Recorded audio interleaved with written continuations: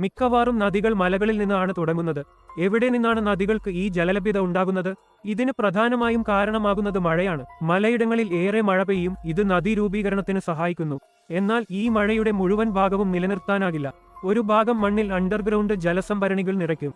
കൂടാതെ മഞ്ഞ് ഉരുകലും ഒരു വലിയ ഘടകമാണ്. മഞ്ഞും ഐസ് ഉരുകുമ്പോൾ അത് നദികളിൽ വെള്ളം നൽകുന്നു.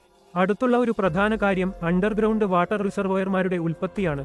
ഇവ ആക്വഫേഴ്സ് വലിയ അളവിൽ വെള്ളം സംഭരിക്കുന്നു. നദികളിലേക്ക് ഇത് ക്രമേണ ഒഴുകുന്നു. വാട്ടർ ഇൻഫിൽട്രേഷൻ, പെർക്കുലേഷൻ പ്രക്രിയകൾ മഴയും സ്നോമെൽറ്റും ആക്വഫേഴ്സ് എത്തിക്കുന്നു.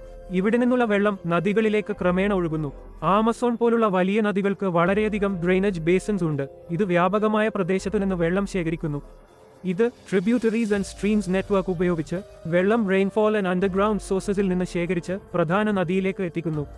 ഈ ബേസിനുകളുടെ ഷിയർ സൈസ് ഇവയ്ക്ക് വലിയ അളവിൽ വെള്ളം സമുദ്രത്തിലേക്ക് കൊണ്ടുപോകാൻ കഴിവുണ്ടാക്കുന്നു.